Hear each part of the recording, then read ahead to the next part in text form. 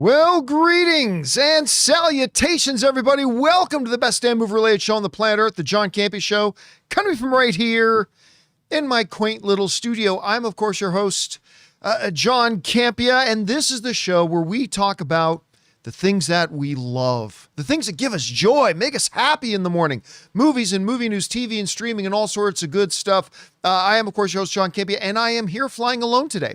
Rob's got some car issues. Jonathan needed the day off. And so it is just you and me, a bottle of champagne, and a warm, hot bath filled with my jazz. I don't know if any of you get that reference. Anyway, guys, good to have you here. And here's how today's show's going to go. We're going to start off our show by talking about a number of predetermined topics I got lined up for you guys. And then in the second part of the show, that's where I'm going to go over and start taking your live comments and questions. If you have a thought, theory, opinion, or a question for the show, as long as I deem it appropriate to be addressed on our show, go ahead and fire it on into our super chat in the live chat. Now, that means you have to be watching the show live to send in a question. If you're watching this show a little bit later in the day, well, then you can't send in a question. And I am going to be turning off super chats sometime in the next hour because we already do have a good number of super chats that have come in already before the show started. So if you've got a thought, theory, opinion, observation, or question, go ahead and fire those on in. Again, I'm only going to address the ones that I think are appropriate for the show. Again, by the way, guys, what a Monday Night Football game last night. Congratulations to the Houston Texans. Did I not say on this show, going in, I said I'm not saying they're the best team left. I'm not saying that, but I said the one team that scares the living hell out of me is the Houston Texans. That defense is one of the most savage defenses I've ever seen. And boy, did they have it up on point last night against the Pittsburgh Steelers. Anyway, guys, we're not to talk about the weekend of football. We are here to talk about our movies and movie news, TV and streaming, all sorts of good stuff. And let's get things started with this.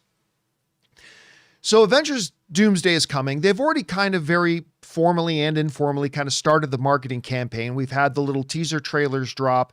And at the end of each of the teaser trailers, there was this sort of clock thing counting down to Doomsday.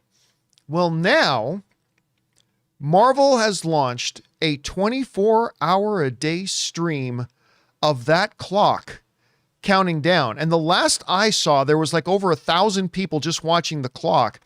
And as we go over, no, there's like 1,900 people. There's like almost 2,000 people in there watching a clock click down. We are now at 11. You know, we're not even a year away. I think we can now say we are 11 months away. We are 11 months away. 11 months, 4 days, 8 hours, 51 minutes, and 42 seconds and counting in a much more elongated version of Chair Watch. Apparently and assumedly, this thing is going to run for the entire year. Now, IGN has a really interesting theory about this. And one of the things that they said that IGN kind of observed about this was that the launch of today's countdown clock does seem to suggest that Marvel is done releasing its weekly Avengers Doomsday trailers, which have arrived in theaters and leaked online before their official releases via Marvel's YouTube channel. And you know, I hadn't thought about that until I read this article, that I think they're right. You know, going back a month or two ago, maybe a month and a half, 2 months ago, the kind of word on the street and the assumed thing that was going around was that there were going to be 4 of these trailers would drop, right? And we speculated about what they would be. And of course, they ended up being the Steve Rogers one, the Thor one, the X-Men one, and now the most recent one, which is, of course, the Wakandans and the Fantastic Four. And there started to be some rumors that maybe there would be more of them, whatever, but it never really changed it. They thought there was going to be 4. Now we have those 4, and now they've launched this countdown clock. And I think IGN is absolutely right. I think we are now done with those initial little things. What I think is happening here is that Marvel is employing a multi-stage marketing strategy, right? Like they did all this stuff to get everybody buzzing now. I think the next big thing will come at the Super Bowl. Remember, there was that report that was going around that we were going to get a true trailer about about Avengers Doomsday at the Super Bowl. Some people think that's going to be a Spider-Man trailer, might be both. Remember, Marvel is in a position right now that they have not been in before, which is the entire fan base is not giving Marvel the benefit of the doubt right now, right?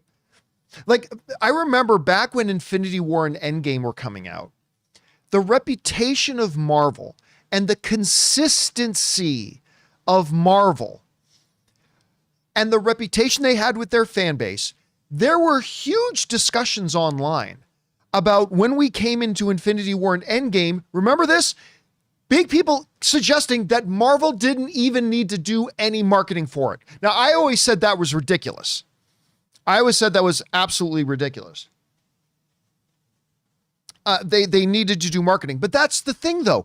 Marvel's rep with the audience was so good and so high, and their consistency was so rock solid, and their quality was so impeccable that when Infinity War and Endgame came along, people actually questioned whether or not they even needed to make trailers or have a marketing campaign for those movies at all. But things have changed. It's different today than it was in 2018 and 2019. Because since Endgame, and you guys have heard me say this a lot, while we have had a number of very good Marvel projects, there have been a number of very, very good Marvel projects, okay? Guardians of the Galaxy 3, Shang-Chi, and others. WandaVision, whatever. There have been some really, really good things. But unlike the first 10 years of their existence, there was also a concerningly higher number of not so good things than we were accustomed to getting. Whether it's stuff on the movie screen like Ant-Man and the Wasp: Quantumania, whether it was things on the television screen, Secret Invasion, and others, since 2019, we've just had a number, like far more Marvel projects come out that had us go, what was that, than we are accustomed to doing. And I bring all that up because I think Marvel is very aware of this. They understand that they're in a position right now that they need to really double the efforts to make sure they get people excited, make them feel nostalgic for the MCU, get everybody on board with it. And they need to do things a little bit differently for this movie than they've even done for any of their other ones. And that's why I think they started a little bit of a campaign a year in advance, which is normally far too early to start a campaign, yet that's what they've decided to do. And now this countdown clock is just the next thing. And listen, while I do not know what Marvel has planned for the remainder of their marketing campaign, I certainly don't. I do believe that IGN speculation that this new countdown clock counting us down to Doctor Doom and Doomsday, I think they're right when they assert that they think this kind of signals the end of this first stage of marketing. The first stage being those little teaser trailers, the little Steve Rogers one, the little Thor one, the little X-Men one. The X-Men one was by far the best one they did. And then, of course, this newest one with Fantastic Four and the Wakandans. So I think they're right. I think this signals that. Do I actually think this countdown clock will continue for a year? Yeah, I do. I think it's just going to keep running for a year. And will there always be at least a couple hundred people in there watching a clock counting down? Yeah, apparently there probably will be. So anyway, guys, question is for you. What do you think about this little countdown clock that Marvel's now got going for us, counting down the next 11 months and 4 days? Again, it's no longer a year away. It's 11 months away. Do you think they might pull some interesting stuff with it? Do something cutesy with it? Do you think maybe at some hour, at some month mark, something will change on it? I don't know. Whatever you guys think about this, jump down into the comment section below and let us know your thoughts. All right, guys. With that down, let's move on to this, shall we? We've talked a lot about Apple TV, probably the streaming service with the least amount of content. They really don't go for the quantity play. But pound for pound, they're right up there with HBO as far as putting out quality content. And one of the things that really surprised me was just how good Monarch Legacy of Monsters was. I loved this show. And listen, I knew going into Monarch Legacy of Monsters, I knew that it was going to be more human focused. You know, one of the big criticisms about the more recent Godzilla films, the American Godzilla films, especially that first one with Bryan Cranston, was that there was so little monsters in them. Like the movie's called Godzilla, and we actually got very little Godzilla.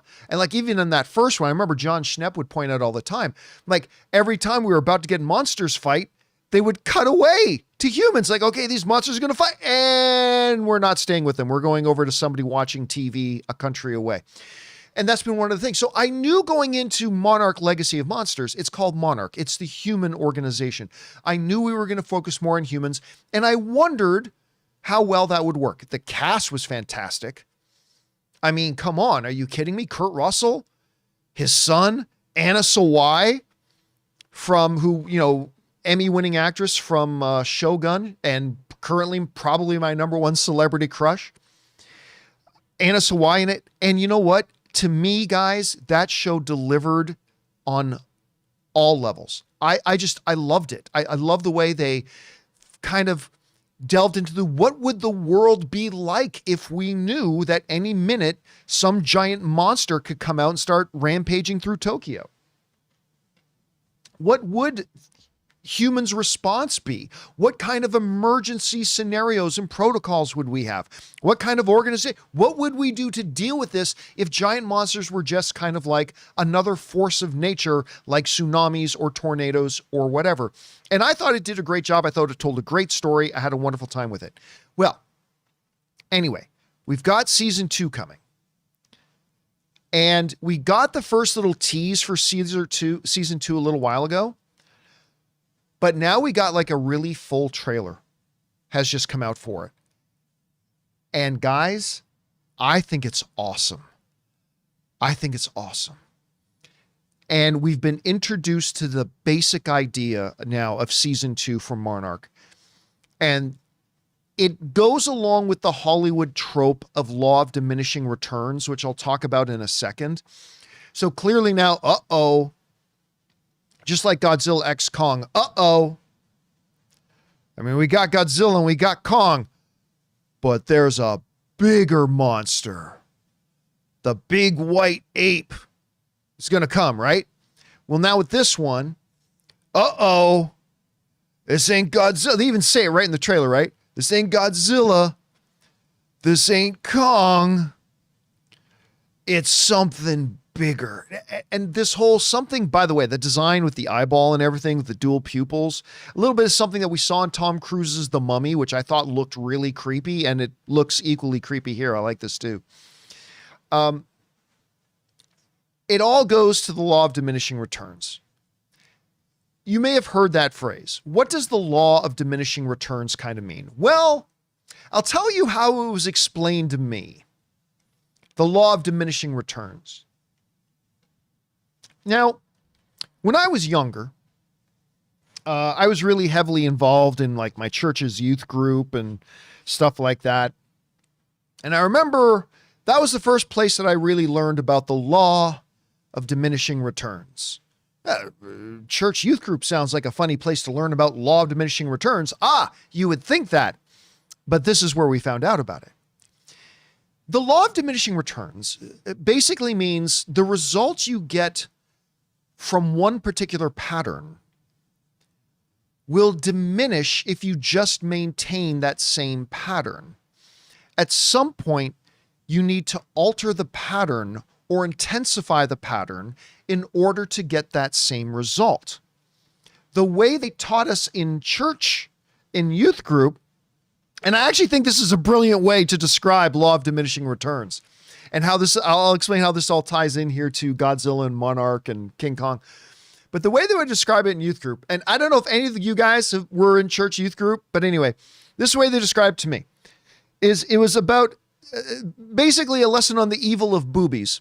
So the way they would explain it to us, it's like, guys, be careful about how far you go with a girl, because that thrill, that rush, that sensation, the tingly tinglies you get when you kiss that pretty girl, and you love those tingly tinglies. That feels good, the tingly tinglies. The hair on the back of your neck stands up. You get short of breath. Oh my, what is this I'm experiencing? And so you want to kiss the girl again, and you do. And sure enough, you kiss the girl again, and the tingly tinglies come back. Woohoo! This is so great. But here's the thing, though. Here's the law of diminishing returns. After you've kissed the pretty girl 3, 4, 5 times, maybe you go and you kiss her the 6th time, and you still get the tingly tinglies. But on the 6th attempt, the tingly tinglies aren't quite as tingly. They're not quite as intense. The hair on the back of your head isn't standing up quite as much. You're not as short of breath when you kiss her. You do not swoon quite as much as you did with the first round of tingly tinglies when you first kissed the girl. So now, says the law of diminishing returns, now you're searching to get that high again. You're searching to get that tingle of all tingly tinglies again. So, as the Sunday school teacher would say, maybe your hand goes down her back and touch the little bum area a bit. I'm not kidding. I swear to God, I think he actually used the phrase bum. Anyway, so your hand just grazes the bum a little bit, but here's what happens. Your hand grazes the bum and whoo, the tingly tinglies are back. You think to yourself, I've unlocked the code. The key to unlimited tingly tinglies is the bum area, and just brush my hand by that, and I get that intense experience. But here's the problem. The law of diminishing returns comes back to bite you in the bum again, because that tingly you get from grazing your hand across her bum, it starts to diminish a little bit. Still the tingly tinglies, not as much of a thrill. So now you get the bum a little squeeze. The tingly tinglies are back. But after squeezing it for a while, down, and now you have no choice. But if you want to get the tingly tinglies again, it's time to go for the boobs. And the tingly tinglies come back. And that, says our Sunday school teachers, is the slippery slope. That's how they get you. That's how you find yourself in immoral sin. It's the law of diminishing returns, because if you just keep chasing the tingly, eventually the tinglies won't run out. You got to do a little bit more. John, what the living hell does this have to do with Monarch? I'll tell you. Oh my God, King Kong, in that one King Kong movie, was so big. Well, then you can't just have the same size again the next time. You need Godzilla to be even bigger. Woo! Now we as the movie-going audience, we get our tingly tinglies, right? Well, now when King Kong comes back, well, wait a minute, King Kong wasn't as big as Godzilla is. Don't worry about it. He had a growth spurt. Now King Kong and Godzilla are both huge. Woo! The tingly tinglies are back. Okay, wait, now, well, we've had Godzilla versus Kong. What are we going to do in Godzilla versus Kong? Oh, yeah, well, now there's a bigger monster. What? And the tingly tinglies are back. And now we're coming into Monarch. We're coming into Monarch season 2, and for us to get our Titan tingly tinglies, they need an even bigger monster. It's got to be bigger. Now it's this giant squid-like oogly googly swimming under the ocean, getting ready to graze its hands against your bum to get its tingly tinglies. And that's what it is. And it's not just Godzilla versus Kong. It's not just Godzilla versus Kong. We see law of diminishing returns in like every genre, right? Oh, the girl falls in love with the boy. Okay, but that was last season. Okay, well, now she has 2 boys in love with her, says every single teen girl show on streaming ever made. But comic book movies, they save the city. But yeah, but the stakes got to be higher now. Now you got to save the world. Okay, they saved the world. Well, wait, now the stakes got to be higher. They got to save the universe. And the law of diminishing returns. And that's something that's you got to fight against and figure out a way to navigate. And it definitely looks like Monarch Season 2 is in the throes of law of diminishing returns. But you know what? I'm fine because this trailer was great. I really love the trailers, the trailer for this. I thought, and I'm a big fan of Season 1, but I loved this trailer. I thought it looked great. I thought it was the great way to take the next step from what we had in Monarch. It looks like, at least on the surface a little bit, like we're going to get more monster action in this one than we did in Season 1, and I'm good with that too. I still want to be focused on our characters. Anna Sawai is in there. Kurt Russell's there. I mean, so everything looks good. So for me, guys, what can I tell you? I think this looks awesome. I can't wait for this to come out, and sign me up for Monarch Season 2. Anyway, guys, question is for you. What do you think about this? Did the trailer for Monarch Season 2 give you the tingly tinglies? Did it braise its hand across your bum? Whatever you guys think about it, jump down to the comment section below and let us know your thoughts. All right, guys. With that down, let's move on to this, shall we? You know, one of the things that I often talk about is that the world of sports, because you guys know I'm a huge sports fan, right? Like if I didn't get into movie podcasting and movie blogging, I probably would have gone sports, and I'd probably be working at some local ESPN little affiliate radio station somewhere. But one of the reasons I love movies and I love sports so much is the drama, the storytelling, and quite often the similarities, good and bad, between the fan bases of both sports and movies. And I've often said too that, you know, sports seems to have a more level-headed fan base. Like, yeah, they go crazy and everything like that, but they seem a little bit more level than like movie fandoms, like my side of my movie fandom does. But whatever. Anyway, every once in a while, there comes along a story that I think is a great touchstone for both the world of sports, but has massive implications and lessons to learn for us in the world of movie fandom. And I'll tell you how they connect in just a second once I explain the story. And believe me, this is all about movies and movie fandom, but we got to start with the story that came out yesterday. I was watching a little bit of Pat McAfee because I watch a lot of sports stuff on YouTube. And I like Pat McAfee. Not my number one guy, but I do like Pat McAfee a lot. And I was watching a show, and he brought to my attention this story. Now, for those of you who don't know, the Jacksonville Jaguars lost to the Buffalo Bills. No shame in that. Reigning MVP, Josh Allen, Buffalo Bills are a dynamic team. They were the favorites to win. Now, the Jacksonville Jaguars, I'm just setting the context here. Last year, they lost 13 games. This year, I believe they won 13 games, 13 or 12. Anyway, they won a lot of games. They turned this thing around. They had a great season. It came to an end against Buffalo, but they had a great season. Now, I continue to set the stage. When a game is over, and keep with me here, when the game is over, the coaches always got to get up in front of the firing squad. The coaches have to get up in front of the press who are going to pepper you with, why do you suck? Why did your thing not work? How did your game plan fail? How do you explain being a loser of all losers? Like, you just lost in the playoffs and you've been kicked out and you're dealing with all that emotionally after a great season, and you got to face the firing squad. Well, something really amazing happened. There's this woman, I want to get her name here, Lynn Jones of the Jacksonville Free Press. This adorable older black lady. And the only reason I mention her ethnicity is because you have to imagine her voice.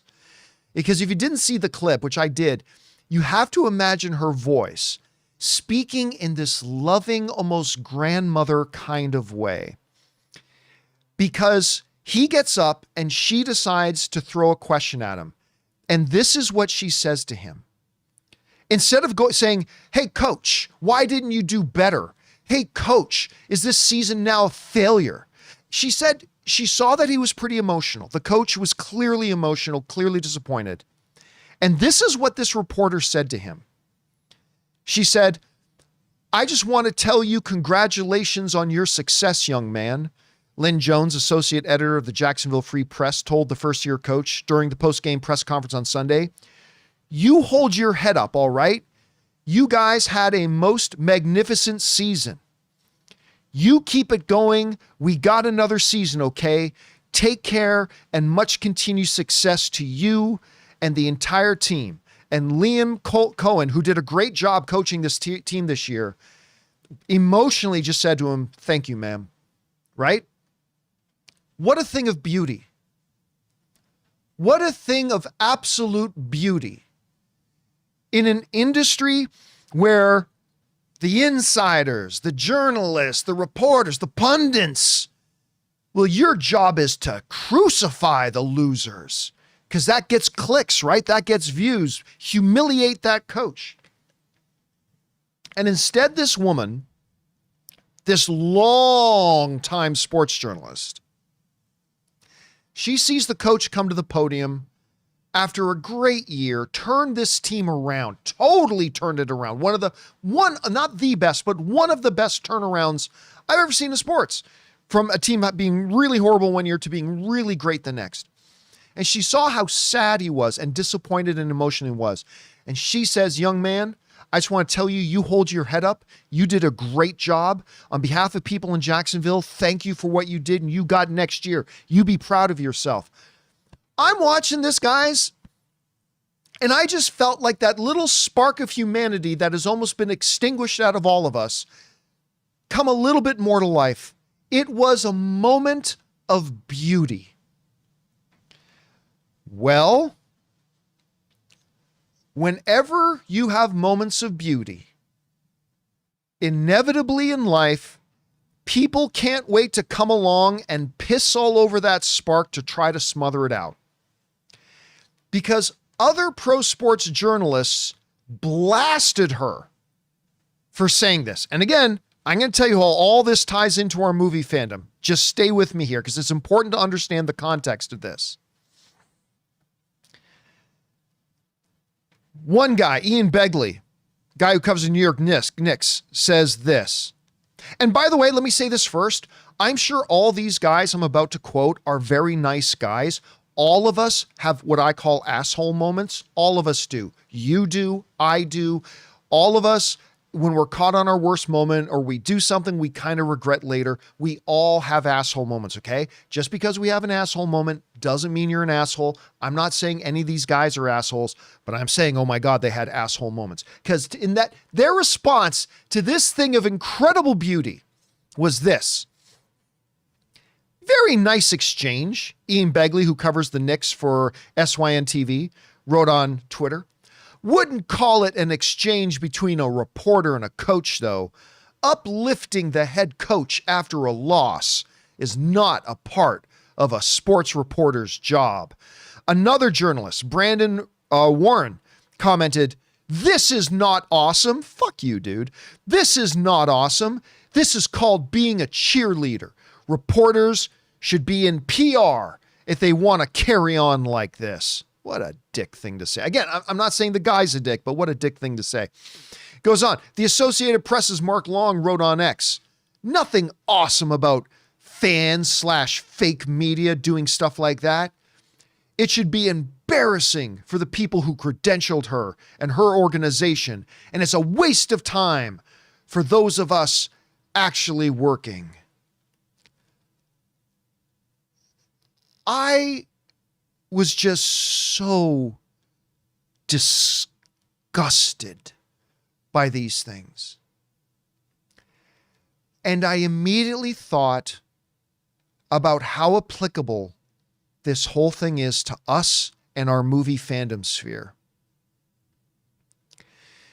Because just like in sports, you got to get the headlines. You got to get the clicks. Hate sells. Humiliation sells. Failure sells. And when that coach gets up there, not all of them, there's a lot of really good sports journalists, but too often sports journalists seeing this is our chance now to embarrass this guy. This is our chance to make him feel worse. This is our chance to highlight the failure, right? And this woman comes along and says, you know what? I'm putting that aside for a minute. This guy's clearly emotional. He just brought a lot of joy to our community in Jacksonville this whole year by turning this team around. So you know what I'm going to say to him? I'm going to give him an encouraging word.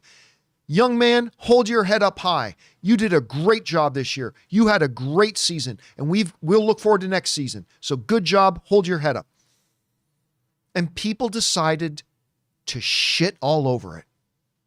And guys, like it or not, that is our movie fandom right now.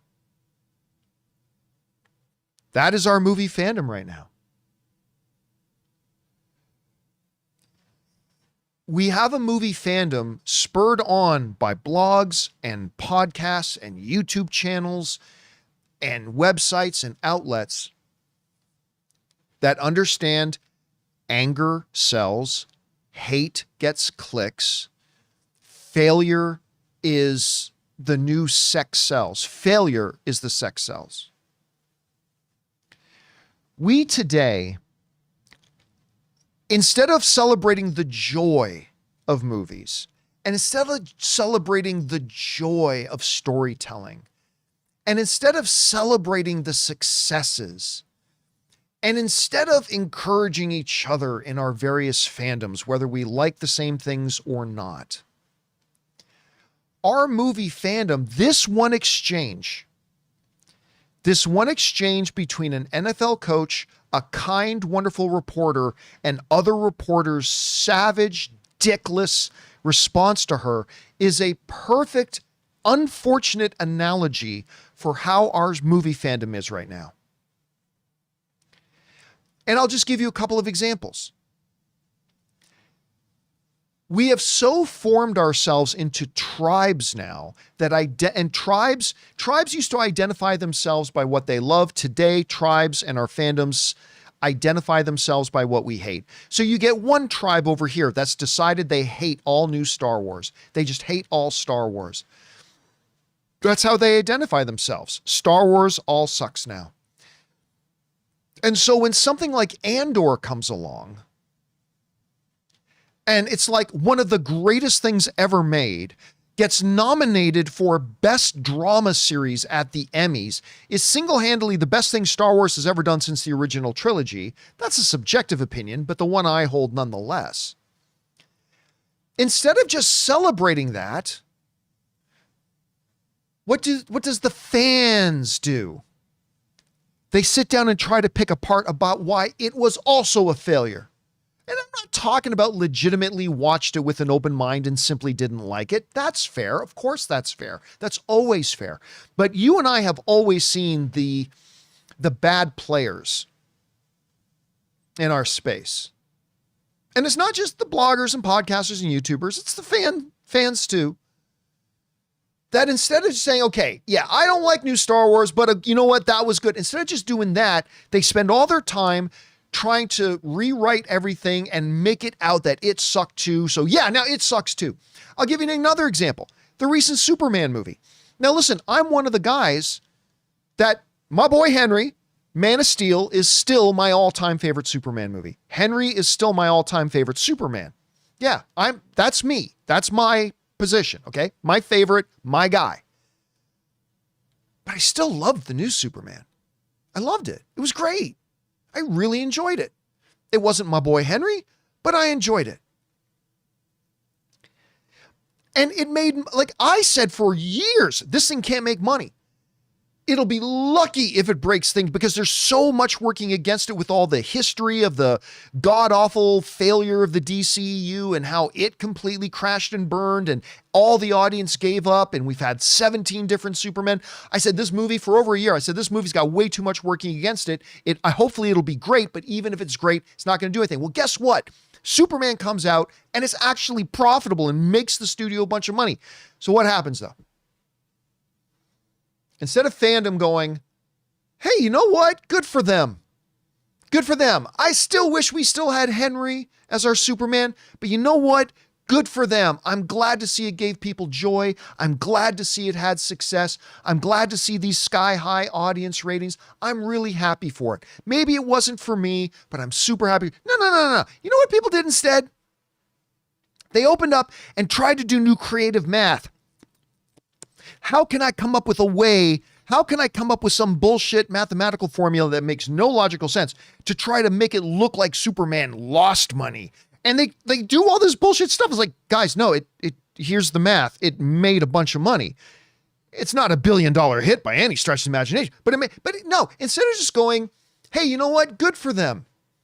Good for them. They did something and people enjoyed it and it worked and they had success. Good for them. No. You know what our fandom does today now? No, not good enough. I want people to think it failed. And I'm going to do everything I can do in my power to whatever people is failed. It failed. And that's us. That's fandom today. As a matter of fact, if you have the audacity to like something that somebody else doesn't like, they got a word for that now. You know what that word is? Shill. That's every lazy man fucktard's word now. If you like something that I didn't like, or I have decided I'm not going to like regardless and that nobody should like, if you say you like it, you're not just somebody who liked it, you're a shill if you liked it.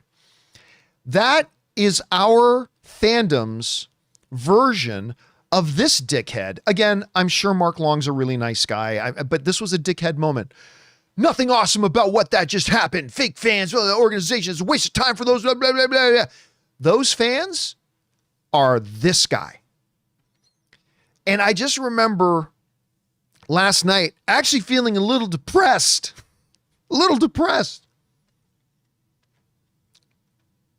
Watching this story about sports and being able to think of nothing but our movie fandom today. Because I grew up in our movie fandom. Our movie fandom, and I mean, when I say our, I mean all of us, our collective movie fandom is such a huge formative thing for me in my life.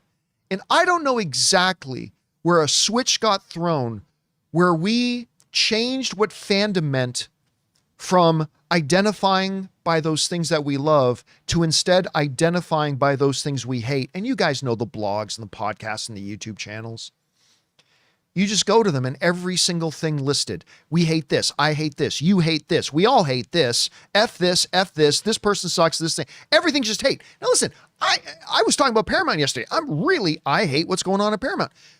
But I try to make sure like only 1 out of every 5 things on my things, I want to be identified by the things I love. And we live in a fandom right now where if you like something, like I like the new Superman, not as much as my boy Henry, but I like the new Superman, it's not enough to disagree. People need to try to shame you for liking something that you like. And I bring this up just as kind of maybe a reminder to myself and all of us. Guys, this is supposed to be about the things we love, the things we enjoy, the things that bring smiles to our hearts. And not all of it will. So, okay, if something doesn't work, we just move away from it and go to something else that does give us joy. Go to a different movie, go to a different TV show. And I just really hope someday, and this is my little pulpit thing for the day, forgive me, but I really hope that we as a fandom collectively can get back to that someday. That of course there's always going to be things we don't like, but we focus on the things we do. And we celebrate the victories and we celebrate the success of even the things we don't like. I didn't like Marty Supreme. I'm the only guy in the world, but I didn't like Marty Supreme, even though I'm a total Timothée Chalamet guy. I didn't like the movie, but you know what? I celebrate that it's having success. I celebrate that this little indie film, Kind of That Could, has broken the $100 million mark. I celebrate that Timothy's winning some awards. It's not for me. I didn't like the movie, but I have joy and I celebrate the fact that it's succeeding. And I feel happy for those people that do like the movie. Why can't I be like that in all things? Why can't we be like that in all things? Anyway, guys, the moral of the story. Don't be like those dickhead sports reporters. Embrace the beauty. Embrace the things we love And if it's about something you didn't like, just celebrate its success too and move on to the things you like. That's kind of my thing. Anyway, guys, that's my rambling for the day. What did you think about this whole story? And what do you think about my comparison of this horrible sports situation going on with the real, tangible, unfortunate state that I find our movie fandom in? Whatever you guys think, jump down to the comment section below and let me know your thoughts. All right, guys. With that all down, I thought we would play ourselves a little round today of a game we call Overreaction. The way Overreaction works is really, really quite simple. A little bit earlier today on the YouTube channel, I put out a call for you guys to send in some of your hot takes, and that I would gather up a few of those hot takes, read them on the show, and then I will tell you if your hot take is an overreaction or not an overreaction. You guys sent in a bunch of stuff, so let's get things rolling here, shall we? We got 6 picked out, and we're going to start this one with M4T56, who writes, if Spider-Man Brand New Day, Avengers Doomsday, and Avengers Secret Wars are all really good, then the multiverse saga will be remembered as a good saga, slightly behind the Infinity Saga. All right. So if we get Spider-Man Brand New Day, Doomsday, and Secret Wars all come out and they're all bangers, then the whole Infinity Saga is going to be remembered as a really good saga, just slightly behind Infinity War. I'm going to call that an overreaction for a couple of reasons. Number one, a really good Spider-Man Brand New Day, a really good Avengers Doomsday, and a really good Secret Wars does not erase Ant-Man and the Wasp: Quantumania. It doesn't erase Secret Invasion. It doesn't erase people feel differently about Moon Knight. I didn't think Moon Knight was terrible. I certainly loved a couple of the episodes, but overall I found it kind of disappointing. It doesn't erase a number of, look, they've had a number of stumbles since 2019. It doesn't erase all that. That's still there. And those stumbles are really what differentiates this era or phase or saga of the MCU from the previous one. Because yeah, we had Iron Man 2 and yeah, we had Thor 2, but that was basically it. Almost everything else from the MCU was a banger after banger after banger after banger. And so it doesn't erase that. But I would also say this. The other reason I'll call it an overreaction is because 95% of movie fans do not think in terms of phases or sagas. They just remember individual movies. And hopefully, Spider-Man Brand New Day, Destin and Daniel Cretton, Avengers Doomsday, and Avengers Secret Wars, hopefully these movies will all be great. And we will look back and remember those movies as being great. But 95%, like I said, 95% of the audience doesn't think in terms of sagas or phases. They think of individual movies. So hopefully we'll all be able to look back and celebrate these movies. But I really don't think that even if these next 3 are great, that even those of us who do think in terms of phases or sagas, I don't think it's going to change the way that we looked at this stage of the MCU as being the weakest stage that they've had so far. Some great wins in it, absolutely.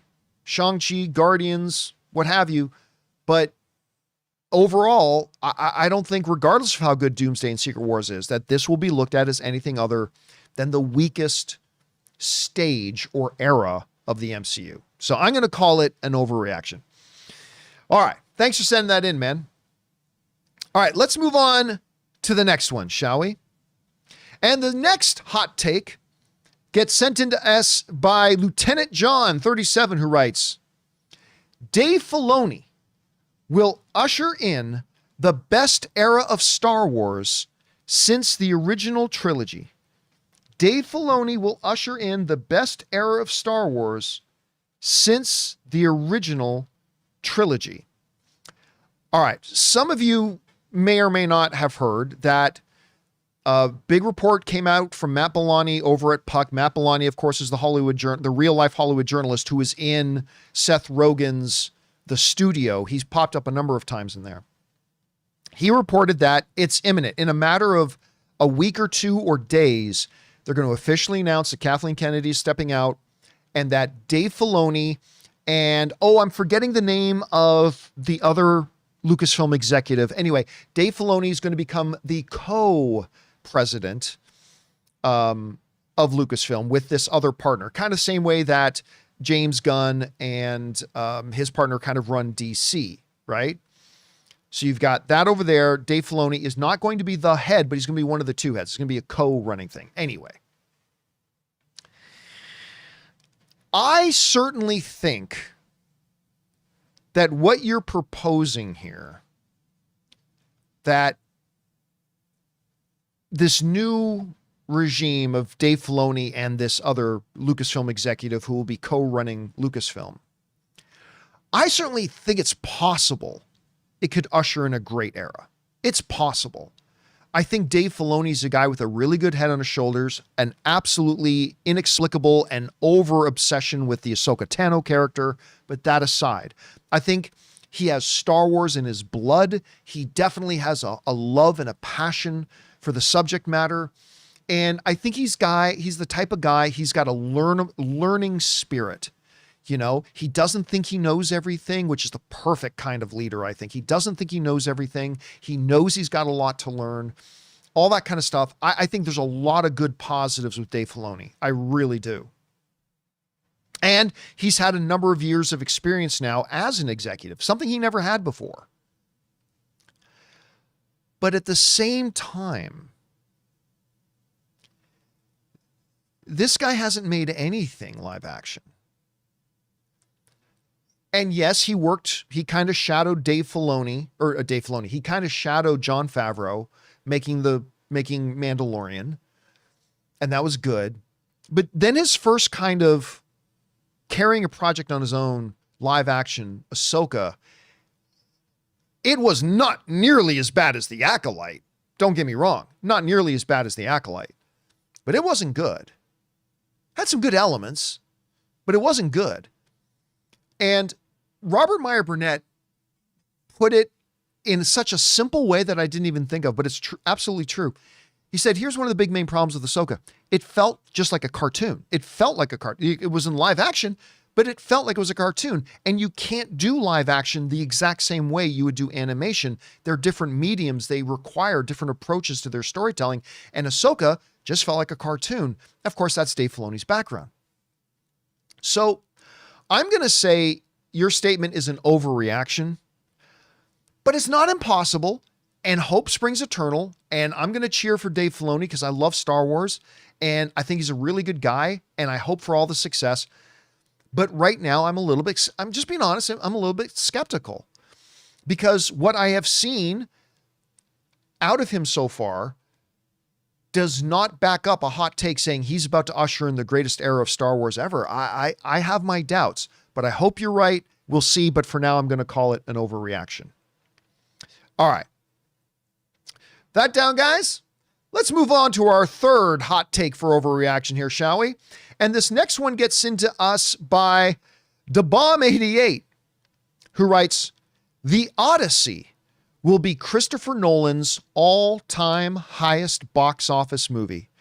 The Odyssey will be Christopher Nolan's all-time highest box office movie. Them's are big words. Christopher Nolan's had himself some hits. But I'm going to say this. While it is not a lock, stock guarantee that it will, I'm going to say claiming that Oppenheimer will be Christopher Nolan's biggest film is not an overreaction. It's not an overreaction. If we go over and look at Christopher Nolan's biggest hits, Interstellar, $731 million. Man, he's made a lot of movies that have made a lot of money. Inception made $389 million. Oppenheimer very nearly joined the $1 billion club, man. Made $975.8 million. And then, of course, a couple of his Batman movies. The Dark Knight cracked the $1 billion mark for the first time for Christopher Nolan with $1.006 billion. Just got over that line. And then, of course, because of the success of The Dark Knight, everybody went out to go see The Dark Knight Rises. I think the weakest of those Batman films, but it made $1.114 billion. $1.114 billion. So really, your statement that Oppenheimer will be the biggest, what you're really saying is you believe Oppenheimer can make north of $1.114 billion. And I don't think that's impossible. It's not only do I not think it's impossible, I think it's got a good shot. I think it's got a very good shot. Because listen, Oppenheimer nearly made $1 billion, and that's a period piece biopic. Those are not normally huge box office monsters, period piece biopics. And yet, under Christopher Nolan, that thing nearly made $1 billion. Now you're putting in sword and sandal fantasy action elements into it with an absolutely killer cast. Hitting $1.1 billion, I'm going to say, is not an overreaction. Now, I've seen a couple of people in the live chat saying things like $2 billion guaranteed. No chance in hell. No chance in hell. The Odyssey is not going to make $2 billion guaranteed. I certainly hope I can revisit this video in 6 months and say that I was wrong, but no chance it makes $2 billion. But beating out The Dark Knight, The Dark Knight Rises, at that $1.114 billion, I think that's definitely within striking distance. So I'm going to say calling Oppenheimer is going to be the biggest Christopher Nolan film. I'm going to say that's not an overreaction. All right. We got 3 left. Let's move on to the next hot take for overreaction, shall we? And the next one comes to us from Anthony Hernandez, who writes, depending on how well the reception is for James Marsden as Cyclops, along with other OG X-Men in Doomsday, some of them will reprise their roles for future MCU projects. Depending on how well the reception is for James Marsden as Cyclops, along with other OG movie X-Men in Doomsday, some of them will reprise their roles for future MCU projects. That is 100% an overreaction. That ain't going to happen. That's not going to happen. The reason it's not going to happen is because that's not how Kevin Feige has ever operated. He's not a knee-jerk reactionist. It's not like, wait, that worked a little bit better than we thought. Let's change all of our plans because this one thing worked out a little bit better than we thought. That's not how Kevin Feige operates, and that's why he's been so successful. He's already got his plans for what the X-Men are and they're going to be. They've already got a director who's already working on the first X-Men movie. And it does not involve the OG cast. To the best of my knowledge, at any rate. To the best of all of our knowledge, at any rate. Kevin Feige's not the kind of guy that going to go, wait a minute, what? People like James Marsden as Cyclops. Well, wait, everybody stop what you're doing. Stop writing. Drop that pen. Stop making those storyboards. Put those down. Change everything. Fire the kid we just hired. James Marsden. Well, how does that make sense that James Marsden is still a Cyclops in the new X-Men? Who cares? We'll figure it out. That's not what Kevin Feige does. That's not his modus operandi. That's just not the way he's done things. That's never been the way he's done things. And they're not going to do it. They're just not going to do it. So I have no doubt that Marsden is going to be great as Cyclops. I have no doubt that Alan Cumming is going to be great as a returning Nightcrawler. I have zero doubt in the world that Ian McKellen, Patrick Stewart are going to be great as Magneto and Charles Xavier again. No doubt. But neither does Kevin Feige. He's not going to all of a sudden go, oh my God, this really worked. Well, let's change all of our future X-Men plans. It's not going to happen. So I'm going to call that a big overreaction, my friend. All right. Thanks a lot for sending that in though, man. All right. Next one up, our second to last hot take for overreaction comes to us from Reese Jones, who writes, Project Hail Mary will be the fall guy of 2026. Score high with critics and audiences, but underperform at the box office. Project Hail Mary will be, which is Rob's #1 most anticipated movie of the year. Project Hail Mary will be the fall guy of 2026, score high with critics and audiences, but ultimately fail at the box office. I very sadly have to say that that's not an overreaction. No, don't get me wrong. I'm not saying it will underperform, okay? But you're not saying it's a lock stock thing either. But you're not wrong. This very well could be the next Fall Guy, because listen, guys, Fall Guy was a great movie. It wasn't one of the top 5 of the year. It shouldn't have been nominated for Best Picture at the Academy Awards or anything. But Fall Guy was an immensely entertaining, fun movie. It was really well done. You had a great cast in it, big names. I mean, I don't know how you get much bigger in your names in it. And they made a really good movie, great action, very funny, great reviews, audience scores were high, and yet nobody went to go see it. Like, nobody went to go see it. Ryan Gosling, Emily Blunt, and nobody went to go see it. And it was totally deserved better. Could Project Hail Mary be that next? It could be. It really could. Because while everybody who has read the book is like, guys, we gotta go see Project Hail Mary, the reality is probably only about 5% of the movie-going audience has probably read or listened to the book. If you think my numbers are wrong, feel free to tell me, but it seems to me like most of the people I know have not read Project Hail Mary. And the people who are most excited about Project Hail Mary seem to be the people who have read the book. So look, this could come out and totally explode at the box office. It totally could.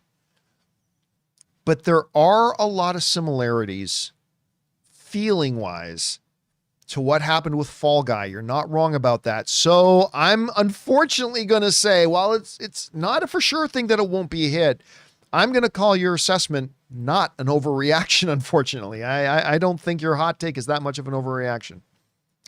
All right. With that down, let's move on to our final hot take of the day here for overreaction. And that one comes to us from Connor Phillips, who writes, Sean Levy's Starfighter will break the Star Wars box office record. Sean Levy's Starfighter will break the Star Wars box office record. All right. So, of course, we've got the Mandalorian and Grogu movie coming out, which honestly, I think if Mandalorian and Grogu makes $500 million, I think they should pop bottles of champagne and be very, very happy with that, because I'm not sure how many people are going to go see Mandalorian and Grogu. I'm not entirely sure how many people are going to care about it. That being said, after that, we've got Starfighter. And let me tell you, it's been a while since I've been this excited for a Star Wars project. Sean Levy, coming off of, who's done, like, forget Night at the Museum and everything like that. That World War II thing he did, Real Steel, of course, one of the big masterminds and directors behind all of Stranger Things, did Deadpool and Wolverine, did Free Guy, did Adam Project. I love Sean Levy. I'm not gonna lie. I love the dude. I think he's fantastic. I think he's absolutely fantastic. And him coming into Star Wars and doing something that's completely different. Characters we've never met, locations we've never been, things I've been begging Star Wars to do for ages. I think this movie's going to be great. I think it's going to be great. I also think it's going to be bigger than Mandalorian and Grogu. But if you think Starfighter, with the state that Star Wars is in right now, having had no recovery yet, is just going to come out of the gate and make $2 billion. Because remember, Star Wars The Force Awakens is the current Star Wars box office champ at over $2 billion. So when you're saying it's going to break the Star Wars box office record, you're saying $2 billion. And that, my beloved friend in film fandom, my brother in film fandom, is crazy talk. That is straight up crazy talk. Now listen, am I saying that Star Wars, under the leadership of Dave Filoni and or whoever else comes along, am I saying that Star Wars can't ever have another $2 billion film? Of course I'm not saying that. It absolutely can. But it's going to need rehabilitation, much like the way a brand new DC needed to rehabilitate its image. It's why I said for ages that the new Superman movie, when it comes out, is not going to be a huge box office success because it's got too much baggage that it's got to deal with. The same is true with Starfighter. Star Wars is not in its best condition right now. All right, we all acknowledge that. As great as Andor was, overall, Star Wars is not. It needs great projects. Hopefully Mandalorian and Grogu will be great. I have every belief that Starfighter will be great, but it's going to need a couple of those projects to kind of rehabilitate the reputation of Star Wars, the image of Star Wars, get more of the fans back on board, get more of the general movie-going audience back on board. It's going to take that before we can ever start talking about possible $2 billion films. So I believe Starfighter is going to be awesome. I really do. But if you think that that movie is going to make $2 billion with the state that Star Wars is in right now, I think your imagination's in a galaxy far, far away. I think that's crazy talk. So no, I will say that is an overreaction. All right, guys, that will wrap up this session of Overreaction. Thank you to everybody who sent in their submissions for it. Keep you guys' eyes open on the YouTube channel for when we do put out calls for submissions, because we only leave that, like once we pick all the ones out of it, we delete the posts. So that way people aren't leaving submissions that are never going to get read. So, but keep your eyes open for when we do put up submission calls, and maybe you'll see your hot take on our next session of Overreaction. All right. With that down, guys, let's move on to this, shall we? You know, right now online, and it's completely understandable. Right now online, it is the wild, wild west for a whole hell of a lot of Avengers Doomsday reports, rumors, all that kind of stuff. The majority of which, even some of the bigger, more popular ones that everybody now kind of accepts, are absolutely wrong. I won't tell you which ones, but some of the bigger ones that everybody just now kind of assumes, oh yeah, that's going to happen. Nope, totally wrong. But there are a few that have come out that we know to be true. Again, I won't say which ones. One of the things that I've been saying for the past couple of weeks, and is getting more and more obvious, is that I have become aware, and many people have become aware, of more and more people who are in possession of the same knowledge I have. I told you the number was 2. A couple of weeks ago, I said I have had 2 people that I'm either know or I'm acquainted with, who I've found out also know everything that I know now. And with a few of these doomsday rumors coming out, like, again, most of them are not true, but there are a couple coming out that I go, oh yeah, that person knows too, because that one's real. What that person's saying is real. With that coming out, I believe that by June or July, before the end of the summer, I've said on this show, and I continue to believe, that it's all just going to be out there. Like the legit, all the real stuff is going to be out there within 5-6 months. At the rate I already see it starting to spread amongst people, it's going to be out there in the next 5 to 6 months. I really believe that. It won't be from me, but it'll all be out there in the next 5 to 6 months. And I just really believe that because the number of people is growing quick. Just last night, I was talking with another friend of mine, texting with another friend of mine, who said, by the way, did you know that Steve Rogers in Avengers Doomsday is blank, blank, blankety blank, and tingly wingly, and oopsie doopsie? I'm like, how did you find out? How did you? I'll tell you how I'll find out, but how did you find out? Just last night, another guy I know who actually had the information. So that brings us to this newest one. Our friend, Jeff Snyder, who isn't always right, but he has broken some of the bigger stories that we've had broken over the last couple of years.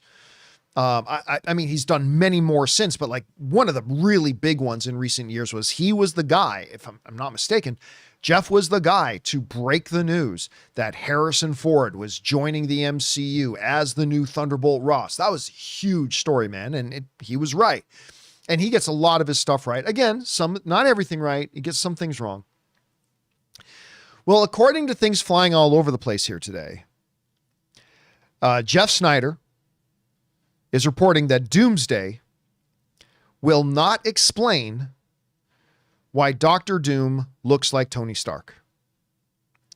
That Doomsday will not explain why Doctor Doom looks like Tony Stark. So if that sounds a little bit familiar, just a wee little bit familiar, that would be because last week on our show, I didn't make a video about it, but it was during the Q&A session, right at the end of the show. Somebody wrote in and asked specifically if Doomsday explains why Doctor Doom and Tony Stark look exactly alike. And I hesitated, and then I decided to give an answer. Now, for those you forget, this is going back to last week. This is the thing in question. So let's go back in time here to last week, shall we? Let's see. Question, Steph C. writes, without any spoilers, do they explain in the script of Doomsday why Doctor Doom looks like Tony Stark?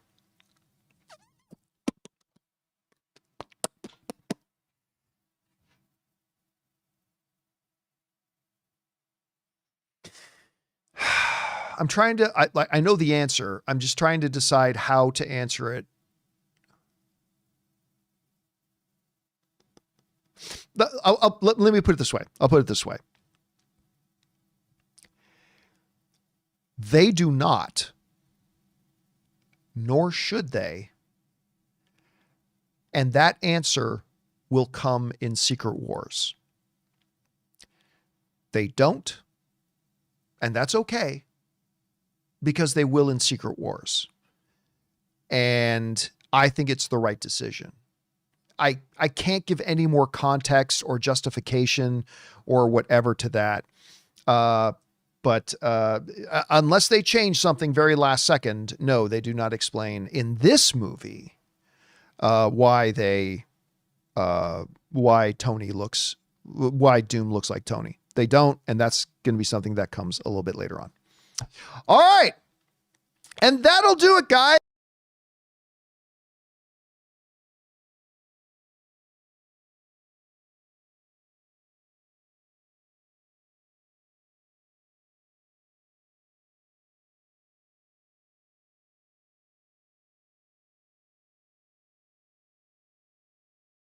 Clearly, thank you. Sorry for saying my mic was muted. Sorry about that. Clearly, my prediction last week about how this information is getting around fast, and I did not talk to Jeff. Just so you know, I didn't talk to Jeff about that. I haven't talked to him in a bit. And I know he didn't get this information from the same place I got it from. So it means he got it from somewhere else, which means, this thing is starting to spread around very, very quickly. Yeah, this one's true. This one's true. Again, some of the bigger, more major ones floating around out there right now are not true, but this one is true. And like I said last week, it's again, without giving context and without explaining why. Because I've already seen a lot of people online in response to this report that Jeff had. I've already seen a lot of people online say, well, that's a big missed opportunity. How can you have him playing Doctor Doom and not explain why he looks like Tony Stark and blah, blah, blah, blah. And I can't answer that without giving shit away. All I'm going to say is that, like I said last week, this is true and it is for the best. They'll explain it in Secret Wars. And it's a good thing that they don't address it in Doomsday. That's all I'm going to say. I'll leave it up to you with your vivid and all of our vivid and wild imaginations as to how that can be and all that kind of stuff.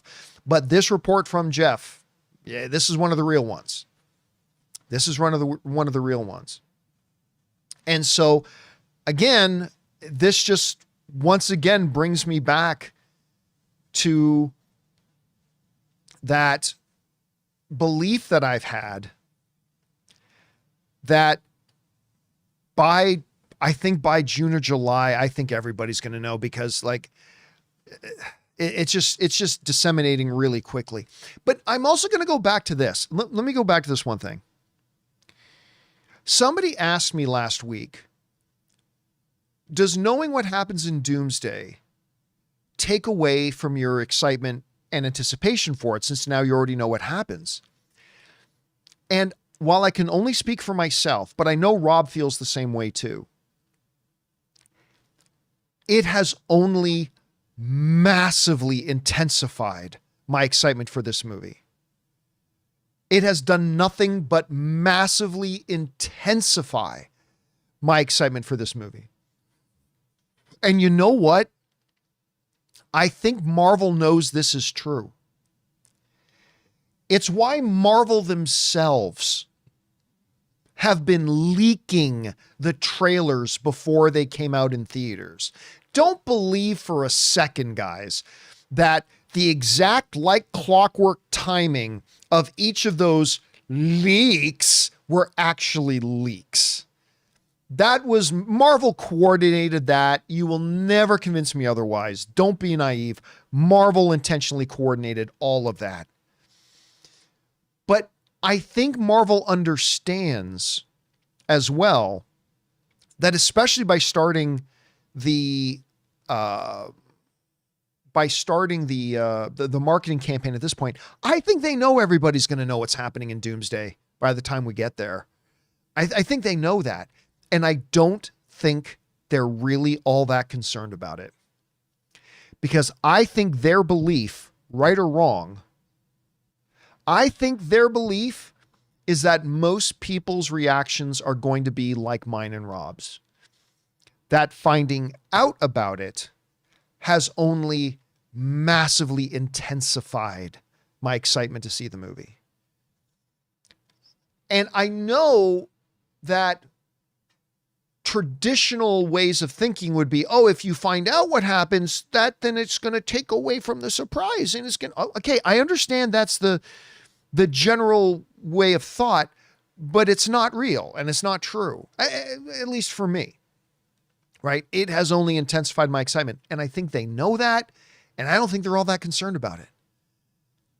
As a matter of fact, I'm not going to be totally surprised or shocked to find out Marvel itself, just like they are the ones, I totally believe they are the ones that coordinated the leaks of the trailers. I'm not going to be surprised if 10 years from now, after Kevin Feige is retired and moved on from filmmaking, he's doing other things now with his time and money, and Kevin Feige writes a big book about his time in Hollywood. I will not be surprised at all. I'm not saying this is true. I'm just saying I wouldn't be surprised. I would not be surprised at all if we find out in 10 years, and Kevin Feige writes his tell-all book, to find out that all these places that are starting to find out what happens in Doomsday, I'm not going to be surprised at all to find out that it's Marvel itself leaking that information out, so that little bits start to trickle out. I wouldn't be surprised by it at all. Again, I'm not saying that's a fact. I'm not saying I have any proof of that whatsoever. This is purely a brain-dead, wild movie fanatic sitting in a chair in his frickin' converted garage, speculating like we fans do. But I think it might even be them behind the actual information getting out. Can't prove that. But again, I think by June, July, I think everybody's going to know. And I think that will do nothing but help the box office for Avengers Doomsday. Could be wrong. Could be wrong. And listen, Rob and I both have kind of been quick to remind all of us that there is a big difference between the quality of a script and the potential of a script versus the actual execution of producing the movie. Sometimes they're on the same wavelength. Sometimes there's a huge disconnect between the quality of a script and then their inability to execute and actually produce a great movie out of a good script. And maybe Doomsday will be terrible. Maybe Doomsday will be terrible. I don't know. Maybe. But if they're able to execute on the script they have, it is going to be awesome. And I'm the guy who just recently on this show told you, hey, this era of Marvel will always go down as the worst era they've had. They've had some good wins in it. They've had some really good projects, but this era will go down as the worst one they've ever had. I'm the same guy that said that. That same guy is now telling you, if they execute on this script, it's going to be awesome. I'm going out of my mind to see this thing. And I can't remember the last time I felt that way about a Marvel film. It's been a beat. It's been a little bit since I've been this like I cannot wait for this thing to come out. So anyway, yeah, this thing from Jeff. True stuff. Jeff's right.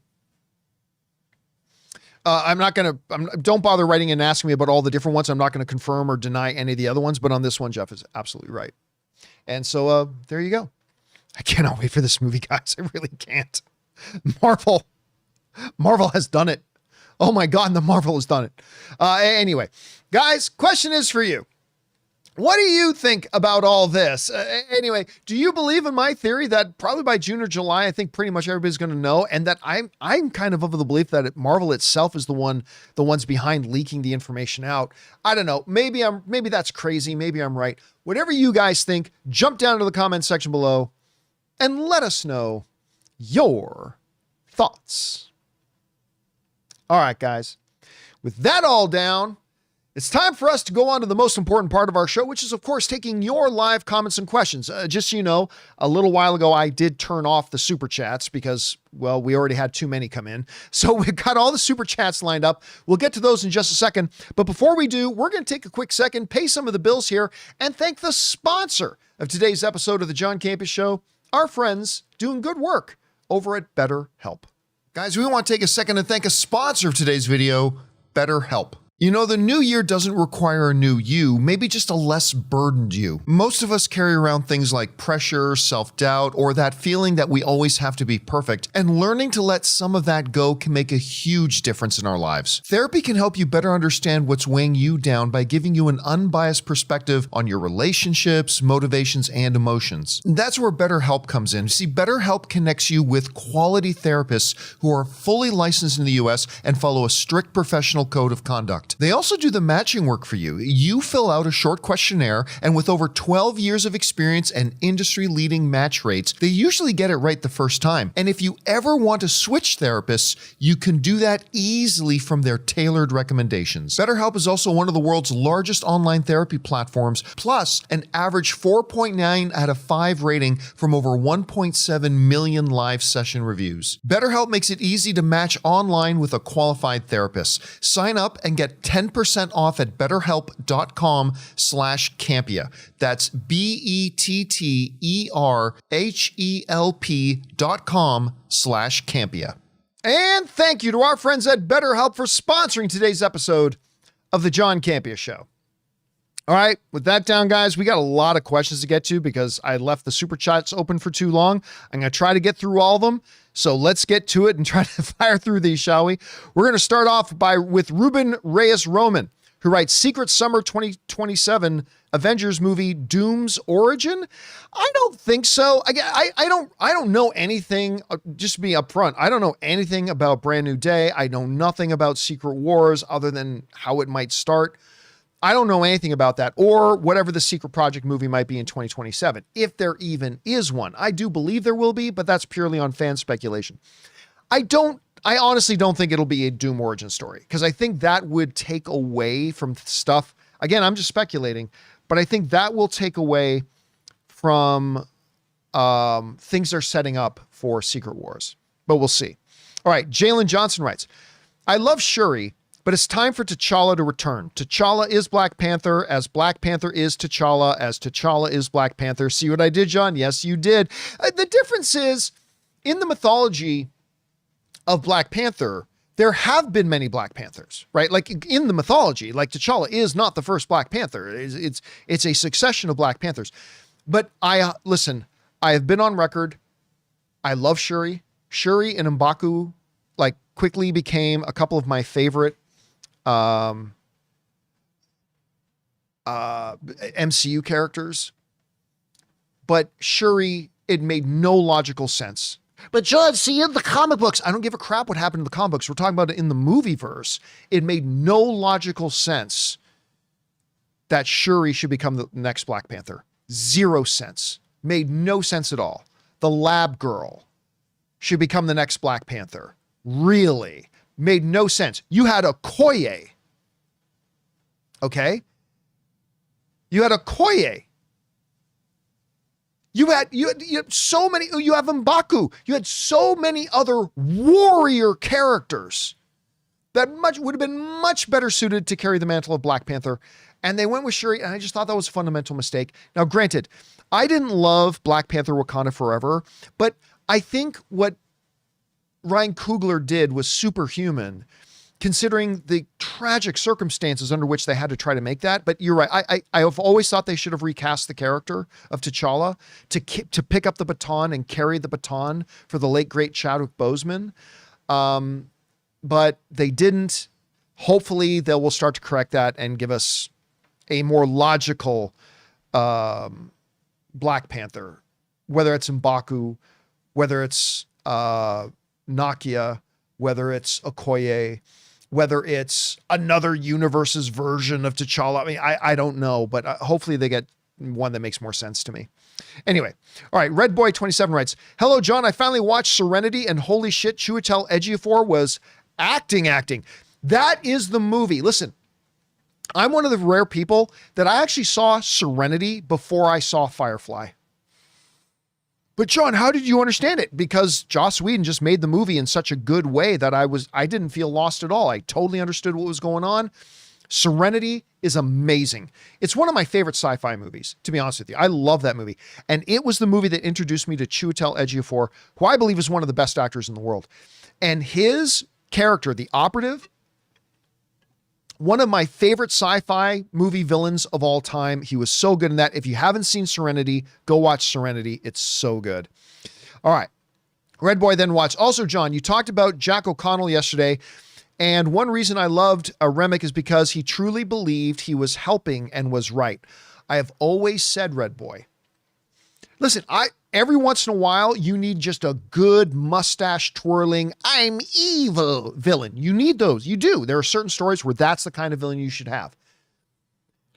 But my favorite villains are usually the ones who think they're the good guys. They think what they're doing is the right thing, because that adds the extra terrifying element of conviction to them as well. We just want love and fellowship. I mean, that's what, to me, that's the secret sauce of a great villain, is the ones. It's why Thanos, I think, works so well as well. So anyway, yeah, I love that about him. All right. Next up, we got Yatu, who writes, hey, after Endgame, the MCU felt lost with no clear direction. What do you think they need to do to avoid the same thing happening after Secret Wars? You're not wrong. You're not wrong. The MCU overall has felt a little directionless, but my assertion is that wouldn't have mattered if the individual movies had just overall been better.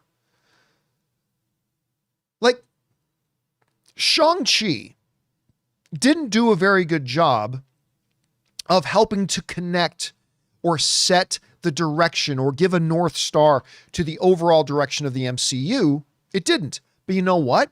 I didn't care, because the movie was great.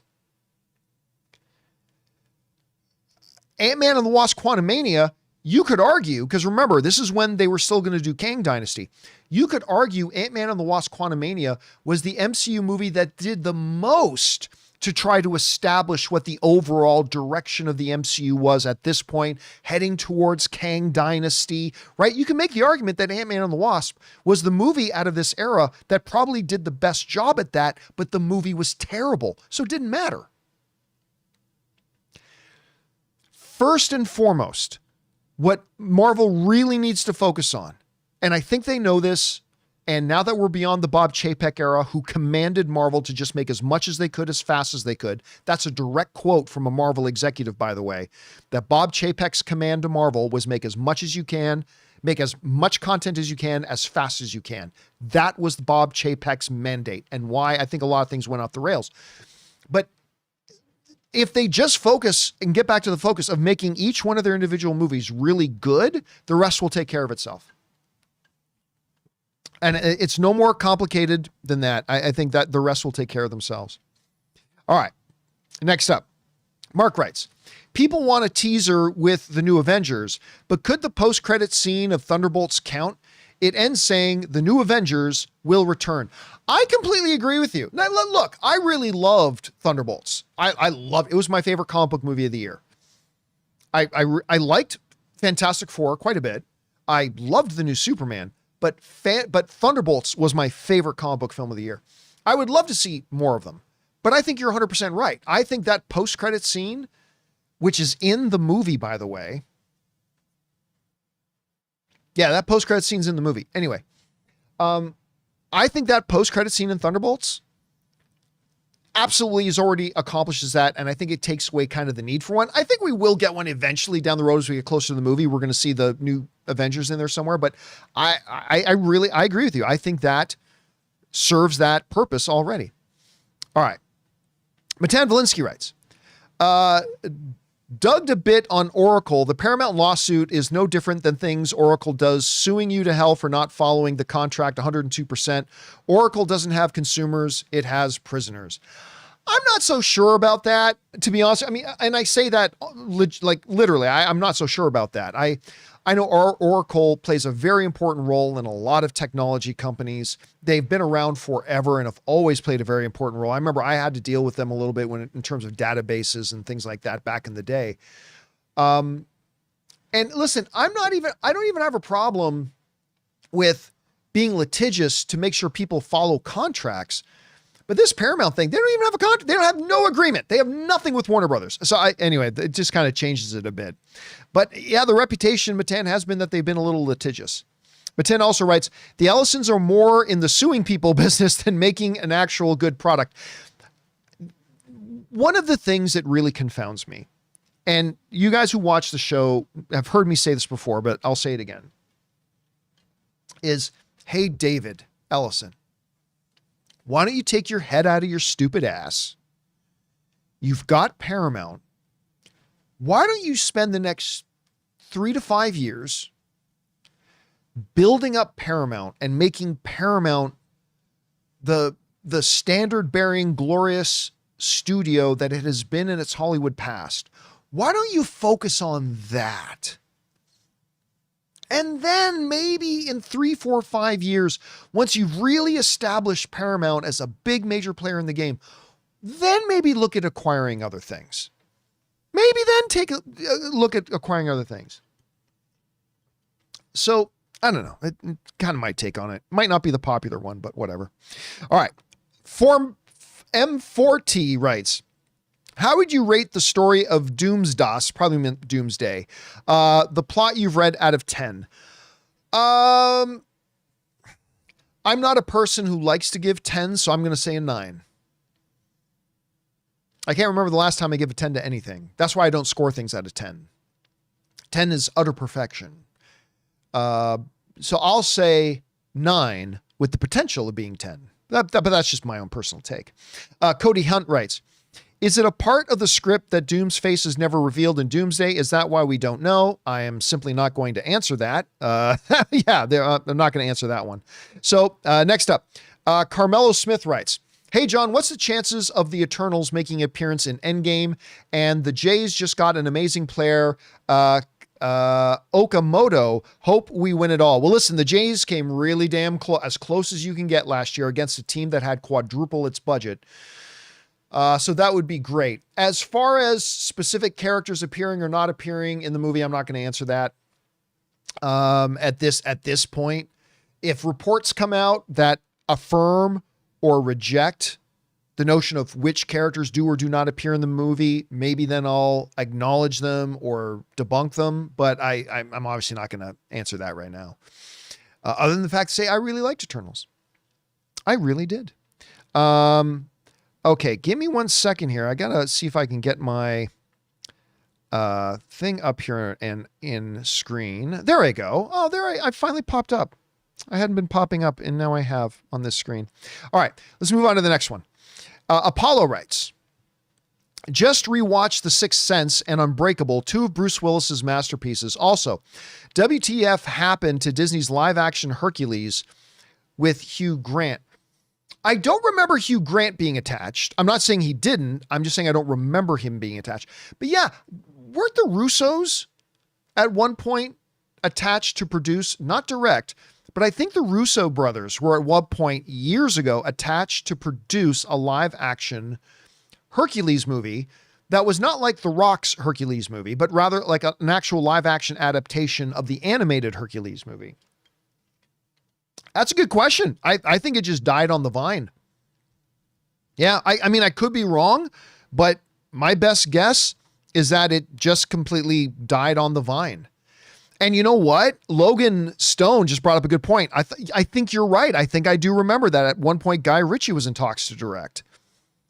But I don't know. Again, I'm not saying it's dead because I don't know. My guess is it probably died on the vine, but we'll see. All right. Next up, Jay Loco writes, congrats to my Texans win and their super defense. I'll tell you what, man. I'm sorry to tell you. I'm sorry to break this to you. Stroud is not all that. Sorry. I know people don't like, I know my Houston Texan fans don't like hearing that. I'm sorry. Your quarterback is not that good. He nearly single-handedly gave that game away yesterday. He's not that bad. Don't get me wrong. CJ Stroud is not that bad. I'm not saying he is, but he's not all that everybody makes him out to be. But man, your defense is one of the scariest things I've ever seen on a football field. One of the scariest things I've ever seen on a football field is that defense, man. All I know is look, I'm kind of rooting for Buffalo and the Rams in this playoffs. All I know is I am not looking forward to the day that either one of my teams got to play the Houston defense, man, because they are scary. Scary. Anyway, next up. M40 writes, do the Roasters treat every character in Doomsday with respect? Again, not going to answer that. Justin P writes, longtime listener. Thank you so much, man. When you worked with Chris Lee Kennedy in 2022, I don't think I was still working with her in 2022. Actually, I know I wasn't. I was already moved into my home studio by then. Anyway, I survived 2 strokes. Wow. And bacterial meningitis. Dude, first film I saw, Doctor Strange 2, very special to me. Dude, you've already been through the grinder. My hat's off to you, sir. Holy crap. 2 strokes and bacterial meningitis, and you brushed them off. You said, not today. That's awesome, man. That is awesome. And one of the things I love about movies is that we so often associate milestone moments in our lives with the movies we saw around that time. It's one of the most powerful things about movies. Look, I'll just give a quick example. I know many of you have heard me say this before, but a number of years ago, my best friend growing up passed away suddenly. And it was a very, very, very shaking moment for me. One of the things that ultimately led to me leaving Collider, because, one of the things my friend used to say was, life is too short to not be happy. Life is too short to not be happy. And when he suddenly died, my head went into that space and I thought, yeah, and I'm not happy being at Collider. And it was there were other elements involved too, but certainly one of the things. But anyway, that friend of mine, I will always associate him and the first Michael Keaton, Tim Burton Batman movie. Because one of my favorite memories ever is me and him as kids getting on the bus in Hamilton, taking the bus from Hamilton Mountain all the way downtown to Lloyd D. Jackson Square, where there was a famous Players Cinema in that mall, and going down there and for the first time in my life, seeing a legitimate line. Like it snaked all the way through the mall. Like we were like number 400 in line or something, and going in to see that Batman movie. That forever. I just thought of the last movie I saw with my mom too. Anyway, that will forever be an anchoring point to one of my favorite memories. And that's one of the great things that movies do. Like movies kind of become these mileposts for significant moments and times in our lives. And that's one of the great things about it. And I'm glad you've got that one for you, man. Thanks for sharing that, dude. I really appreciate that. All right. Next up. Sean Hackham just sends in a super chat badge to be supportive. Thank you, Sean. Sean then sends in the question, says, you said yesterday that you canceled Paramount Plus. I did. They have great content. They have some great content. They do. Wouldn't it make more sense to separate the art from the artist? Paramount is not an artist. Paramount is a giant global corporation. They're not an artist. And right now, just the image of the Paramount logo, and I hate using this overused word, but it makes me cringe. And I don't even want it on my smart TV. So no, I'm not going to support anything Paramount does. Nothing. I'm not calling for other people to do that. You do you, man. You watch the things that you want to watch, and if you enjoy them, that's awesome. I'm not trying to rain on anybody else's parade. But as for me and my house, we canceled Paramount Plus because I don't want to support Paramount in any way. And again, Paramount is not the artist. Paramount is a global corporation. They are not an artist. And so again, that's just me. I'm not calling other people to do it. I'm not saying if you're a true movie fan, you cancel Paramount Plus. I mean, if somebody asks me if they should cancel Paramount Plus, I'll recommend that they do, but I'm not calling anybody else to do that. That's just me for myself and my own house.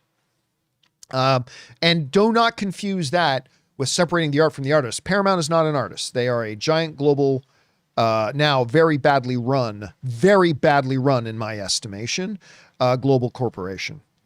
All right. Next up. John L. writes, heartbreaking end to the Jaguars season on Sunday. Been watching since their inaugural season. This really felt like their time. Listen, man, and your time is not over. Trevor Lawrence is only getting better. Finally, you guys have the right coach. I didn't think they could beat the Bills. It's not quite their time yet, but I'll tell you what, next year, I wouldn't want to run into them. They're young. They're just getting better. Trust me, you guys have very bright days ahead. Fans down in Jacksonville. Matthew Paul writes, other than Magneto, which X-Men film characters are you looking forward to seeing in Doomsday? I'm excited to see Alan Cumming as Nightcrawler again. You know, I got to admit, I've never been the biggest Alan Cumming fan, but that goes all the way back to like The Mask 2. But I loved his Nightcrawler. I really did. I loved not just the character. I love the way he portrayed the character. So I'm looking forward to that, but easily beyond Ian McKellen as Magneto, easily then after Magneto for me, it's seeing James Marsden as Cyclops. That's it.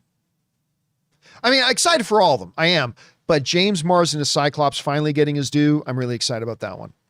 All right. Suthius writes, since these small teasers are to show us who will be in Doomsday, I'm ready for the very last one to say, Luis will return in Avengers Doomsday. Man, seriously, in all seriousness, that has been the biggest drop ball, I think, for Marvel. Michael Pena in that role is pure gold. Pure gold. It brings joy. It brings smiles. It brings a great energy. Never make a Luis movie. Don't make him the main character ever, or even the second main character, or maybe even the third. But that character's just presence creates joy. And I honestly think it was a huge missed opportunity to not have him back in the MCU. I don't know that Doomsday is the right place for it, but I think it's a big missed opportunity for that he hasn't been around in the MCU in a while. Anyway, Austin writes, sends in a $20 super chat. Thank you so much for that, man. Appreciate that, dude. And Austin writes, hey, John, I recently lost my parents. Deep condolences, man. I recently lost my own mom earlier this year. I recently lost my parents, and your show came along and helped me at a time when I really needed it. Gonna miss you when you retire. That's still a little ways off. Hope you can come to Portland, Oregon for a movie meetup one more time. You rock, dude. Oh, thank you so much for that. And as somebody who just recently lost one of my parents that I've still not begun to deal with, my deepest condolences, man, for that. That is a huge thing that affects all of us at some point or another, but it doesn't take away from the sting. And one of the great things about movies and movie communities is that we can be there as that oasis, the time to refresh ourselves. And that's one of the things I've always loved about the movies the most. And I'm glad our community can be that for you, Austin. And thanks for sharing that. And again, all my best to you and yours and dealing with the loss that you guys have had. Thanks for sharing that, man. All right. Next up, Mr. I writes, Condor Man will return in Avengers Doomsday. Man, all the memes going around. So-and-so will return in Avengers Doomsday. Condor Man, that would be a big stretch. Meteor Man will return in Avengers Doomsday, says Mr. I. Lou writes, okay, I'm ready to admit the Texans defense is good. Now listen. It's not like the Pittsburgh offense was lighting the world on fire this year. But that was not an anomaly last night. That was not an anomaly. And even though Pittsburgh doesn't have the best offense, they're pretty solid. And like, again, what the Texans just did, you're going to see that in the whole playoffs, man. The team that beats the Texans is going to win their game like 14-6 or, 9-3, because ain't nobody putting up a 30 burger on the Texans. Ryan Trabucco writes, great game last night. Nice to see the Houston Texans wake up and play football in the fourth quarter. Listen, by the way, here's a little stat for you. The Houston Texans defense outscored the Pittsburgh Steelers offense 14-3. Let me say that again. The Houston Texans defense outscored Aaron Rodgers and the Pittsburgh Steelers offense 14-3. Let that sink in. That's a really cool stat to think about. Mr. I writes, Handyman, that's a callback. Handyman will return in Avengers Doomsday. Let's see. Jared Hahn writes, do you think Hollywood films will struggle internationally this year due to how the White House is currently treating our allies? Yes. I'm sorry to tell you, all my dear American neighbors and friends and my own American wife, U.S.'s reputation around the world sucks right now. Nowhere is that more clearly seen than in the tourism numbers. I watch all these because, I'm a Vegas guy. I love going to Vegas. But like one of the big things that I'm constantly coming through is on my YouTube feed is all these newscasts about how no one's going to Vegas anymore. And the biggest hit is from international travel. People do not go to Vegas anymore, partially because they don't want to travel to the United States. Now, does that mean no American movies are going to do well overseas? Oh, no, not at all. Not at all. I mean, just look at Zootopia 2 right now. Zootopia 2 kind of blew up internationally. Avatar is doing great numbers overseas, but would it have been better? Yes. Are there other films suffering more internationally as a result? Yes. So, but don't think it's the be all end all.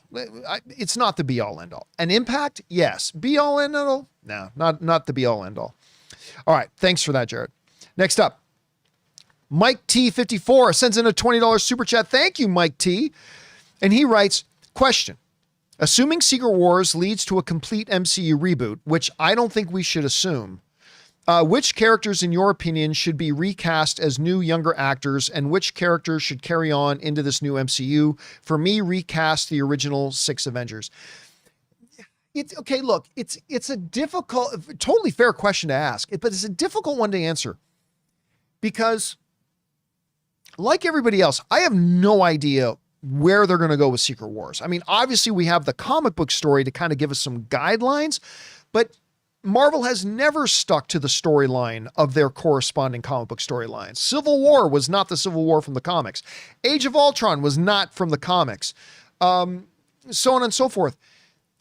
So I don't really know what's going to happen. And without knowing what happens in Secret Wars and where that's going to end up, it's like pure blind speculation to go, which one should they recast? Because I'm going to totally not know it. Like, obviously X-Men, right? Because you're talking about a cast that's been around now for like nearly 30 years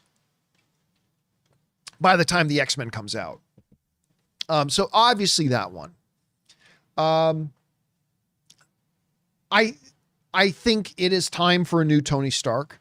I mean, since Endgame, I've told everybody, I don't care what everybody says. I don't care what Robert Downey Jr. is saying on the Joe Rogan podcast. I don't care. Robert Downey Jr. will be back as Iron Man. I don't care what everybody says. Chris Evans, take it to the bank, will be back as Captain America. I said that for years. Everybody said I was stupid. And yet here we are. It's often lonely being right. Now, that being said, as the guy who has said for years that there will 100% be back, after these next 2 Avengers movies, it's probably time to move on. Brand new Iron Man, brand new Captain America. And by brand new Captain America, I mean a brand new Steve Rogers. Steve Rogers is Captain America. Not a new Bucky Barnes, not a new Sam Wilson. Steve Rogers is Captain America. So I think probably you're looking at that core, maybe a new Black Widow, stuff like that. Maybe Thor is the one guy who sticks around. I don't know. We'll find out. Okay. Next up, Mr. I writes, Black Man and J5 will return in Avengers Doomsday. Colin Thompson writes, hey, John, follow up to my question yesterday. Endgame ends with the sound of metal clanging. Tony making the Mark I suit. For a new end credit scene, do you think this sound could now be Doom making his suit? So what Colin is referring to is that there is a report going around that when Marvel re-releases Endgame prior to the release of Doomsday, they're going to re-release Endgame, which we all suspected they would do anyway. There is a report going around that may have some credibility to it that they're going to add a new end credit scene to the one that never existed, but they're going to add a new post-credit scene to Endgame. Because remember, Endgame never had a post-credit scene. That they're going to add a brand new post-credit scene to Endgame that will either tie into or kind of lead into Doomsday. So what could that be?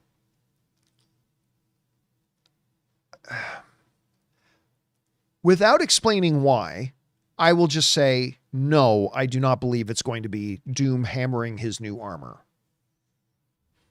I won't say why, but I'll just say, no, I don't think that's going to be it. But I am fascinated as to what that could be.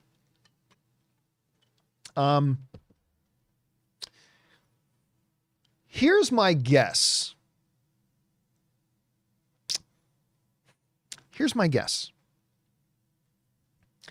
The post-credit scene in Fantastic Four, where Sue comes back into the room where Franklin is, and there's a hooded Dr. Doom there with Franklin. That's going to be in the movie. That's going to be in Doomsday. I suspect, here's going to be my guess. My guess is that the new post-credit scene of Endgame is going to be that scene, but it's going to continue. What happens after Sue comes around the corner and sees Doctor Doom with her son? Well, we know, Rob and I know, a bunch of people out there know. My guess is that the new post-credit scene of Endgame, and I could be totally wrong about this, this is just me guessing, is going to be that scene plus another 45 seconds to show what happens right after Sue comes around and sees Doom with Franklin. That's my guess. That's my guess. I totally could be wrong, but it's my guess nonetheless. All right. Mr. I writes, Bruce, Leroy Green, and Show Nuff will return. More, it just keeps coming. And Dino writes, if you only had enough time to do one studio tour in LA, which would it be and why? I'm going to say the Warner Brothers tour, the Warner Brothers lot tour. One of the reasons is that beyond just like walking around the iconic sound stages, like they really take you right into like the prop warehouse, and you're seeing all these props that they continue to use for movies, but all these props from like iconic movies and TV shows. Oh, that chair, that's the chair that so-and-so was sitting in that big scene in that movie. Oh, that desk, that's the desk that was in this room in this huge TV show. Like you're just getting all this history, and then they take you into the wardrobe department, and then they take you right onto set of actual currently shooting television shows and movies. They're all good, but if I had to say just pick one, I would say pick the Warner Brothers one. All right. Next up, Atlee writes, remaking the original trilogy could be visually exciting, but would it be better to move forward with new eras and new stories? What do you think? Remake the classic or expand the galaxy? Alti from Iceland. You know, I've always said, whenever I say and have said over the years that I'm 100% all for reboots and remakes. 100%. Because if the remake is good, then we have a new good movie to celebrate and enjoy. And if the remake is terrible, it doesn't ruin the original. No, it doesn't. Never has ever. Never will. It doesn't ruin the original. It just becomes another bad movie that we get to forget about, and we still have the original. Now, whenever I've brought that up, people think they're challenging me when they then shoot back, oh yeah? Bet you wouldn't feel the same way if they said they were remaking Star Wars. To which I go, sure I would. Totally fine with it. If it's good, it's good. If it's terrible, oh well, I still have the originals. But if you wanted to reboot Star Wars, I don't know. I don't know that I would start with the original trilogy. You can, but they're so widely known and so widely watched.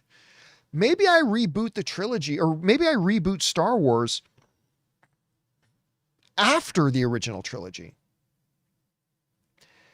Maybe I reboot Star Wars with a new Han, a new Luke, a new Leia, but it's after the events of Return of the Jedi. Maybe a month after the events of Return of the Jedi. I just wonder if it might be more effective to do that. I mean, again, I'm perfectly okay if they want to actually redo the original 3 movies. I'm fine with that. But I just wonder if it wouldn't be more effective to like recast everybody, reboot the universe, but start after, even if it's days after the events of Return of the Jedi with a brand new core cast. I'd be okay with that too. All right. Let's see here. Carlos writes, who would you like to see as the next Bond villain? I would love to see either Antonio Banderas, Clive Owen, Lee Pace, or even Cillian Murphy. It's impossible to say because I don't know who the Bond villain is. Like, we can say Lee Pace is the next Bond villain, but we don't know anything about the next Bond villain. What if Lee Pace is a totally wrong fit for whoever the next Bond villain is? And whatever that character's supposed to be. And the type of personality that character's supposed to have. That being said, all of your picks are good picks. Like, I just care that you get great actors. Clive Owen is a tragically underused actor today. Lee Pace is amazing. He's not underused, but he's amazing. Cillian Murphy, obviously. Antonio Banderas is always gold. But it's hard to say until we know more about the next Bond film and what kind of villain we're going to get. And, but I do like all your picks. All your picks are great. All right. Miles writes, without giving spoilers, how would you compare Doom's scene? So you say, without giving spoilers, but you're asking me to give specifics. How would you compare Doom's screen time in Doomsday to other villains in past Avengers movies like Thanos? I'm not going to give an answer to that. Not going to give an answer to that.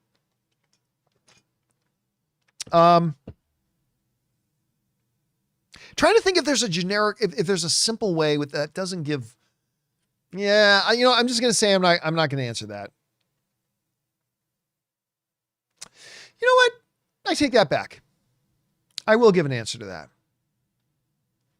That's still fairly nebulous and yet reductively accurate. I'm going to say comparable to that of the screen time of Thanos. Comparable. There. That's about as specific as I'll go. Hopefully you get something out of that. All right. Jared J writes, what I want to hear Robert Downey Jr. say in Doomsday, I'm a dude playing a dude disguised as another dude. How appropriate would that be, Jared? Great comment, man. Scott D writes, how do you render an 11-month clip? How do you render an 11-month clip and upload it? You don't have to. All you have to do is you have a screen. You don't have to render the clock running down. Just have a program running a clock and put that on a layer on top of the background. Simple. You literally just have a clock running that's got a sound effect, bleep, bleep, and just the clock runs. And then you just put that on a layer over top of the background. You don't have to make an 11-month long clip, render it out, and upload this 75,000 terabyte video file. You just put a clock script in front of it. Easy peasy. Easy peasy. All right. Caden writes, hey, John, do we think the Guardians will come back in full force in Doomsday or Secret Wars? I'm not going to answer that question. For obvious reasons, I can't answer that question. Ant1 writes, I hope Dr. Doom's voice will be augmented for the movie. Quippy RDJ voice won't be all that intimidating. That's honestly something I can speculate about because I haven't heard anything. I haven't audibly heard anything. So I can speculate that. Listen. They know, the whole audience knows that Robert Downey Jr. is Dr. Doom. The whole audience knows. They know that. They literally brought Robert Downey Jr. out on stage. They literally brought Robert Downey Jr. out on stage at Comic-Con to announce him as Dr. Doom. So they've let the whole world know. So it's not like they have to hide it from the audience. But to the other characters in the movie, here's what and again, I haven't heard it. So I'm speaking from a place of total speculation, just like everybody else on this. My guess is, and it is just a guess, was that it will be augmented. But I think those of us in the audience that know it's Robert Downey Jr. will be able to recognize that it's Robert Downey Jr., but it's going to be augmented a bit, so it's explainable that why some other people in the movie may not know. Again, I don't know. I'm purely guessing because I have not seen any footage. I've not heard any of the audio. I don't know, but that's going to be my guess. All right. Next up, Travis Warren writes, I think theaters stay open 24/7 opening weekend for Doomsday like they did for Endgame. I do. I remember seeing it at midnight and again at 9:30 a.m. the same day. And here's what will dictate that. I worked at AMC Burbank. I worked there. That's where my studio was at AMC Burbank 16 in Burbank when I ran AMC Movie News. And that's what would happen. As a screening would sell out, they would add another screening and then it would sell out and they'd add another one. I 100% guarantee you, maybe not all the theaters, but the bigger ones, Regal Spectrum, AMC Burbank 16, AMC Empire Square. All these, when it comes down to opening weekend, those theaters will be running 24/7 for at least the opening weekend. They're going to be running 24/7, so I think you're right about that. All right. Next up, we've got Aaron Moen, who writes, "Hey, John, have you seen Kevin James' genius marketing campaign for his upcoming movie, Solo Mio?" I've not know anything about it. "Posing as his character, Matt Taylor, on social media, gaining over 1 million followers doing paintings." I know this is all new to me. This is the great thing about doing my show. I get to learn things from our audience. I know nothing about this, but now I'm absolutely going to go and hunt it down. You know what? I don't like a lot of the stuff he's in, but I really like Kevin James. I really do. It disappoints me that so many of his movies I don't like, but I really do like him. So I'm going to try to go check that out. All right, guys, listen. We are not through all, like I said, I forgot to turn off the super chats as soon as I should have. So we have a few too many. So I'm going to answer one or two more, but then unfortunately, we're going to have to shut the show down today. But don't worry. If you had sent in a super chat and we hadn't gotten to it yet, we will start off tomorrow's Q&A section with we will clear up, because there's not too many that are left, but we will, if we didn't get to yours today, we will pick up with the ones that we don't do today on tomorrow's show. Okay. So don't get upset if we don't get to your question yet. All right. Next up, Adit writes, "How different will Ravens Steelers be next year?" I think they're both going to have new coaches. Well, obviously the Ravens are going to have a new coach, as John Harbaugh is no longer there. And I think Pittsburgh's going to be looking for a new coach. They ain't going to fire him, but I think he's going to just listen, I've been here longer than any NFL coach in the league. It's time for me to try something new. I think he's going to leave, because I think Hayward probably retires. Aaron Rodgers probably retires. So I think you're looking at teams kind of entering a low-key rebuilding phase, to be honest, with new coaches. All right, last one I'm going to do today comes to us from Austin Fernandez, who writes, "Have you tried an honor run on Baldur's Gate 3 yet?" I have not. I haven't even done my second full run through yet. I've only ever played it all the way through once. It's my all-time favorite video game. I want to do my second time yet. My friend told me about HSI 60-hour run that ended in disaster, and I've been terrified to honor run ever since. I have not, but I do want to get back. Listen, I still got to finish Dispatch, which I'm loving Dispatch. Then I got to do Expedition 33, because I bought it, but I haven't started playing it yet. But then I'm probably going to finally get around to doing my next run of Baldur's Gate, because again, to me, it's my all-time favorite game. All right, listen, there are still, after Austin, we have Guzman, Harv's K, Kobe, a few of them. Guys, don't worry. We will get to these on tomorrow's show. Again, I just forgot to turn, because I don't have Jonathan here today to remind me. I forgot to turn off the super chats till it was far too late, and we had a flood of super chats come in. But we've already gone over 2 hours today. Guys, that'll do it for today's installment of the John Campea Show. Thank you so much for being here and making our little show part of your day. Big special thank you to all of you guys who sent in questions. Number one, because you gave us great fun things to talk about. But number two, you supported our channel as you did it.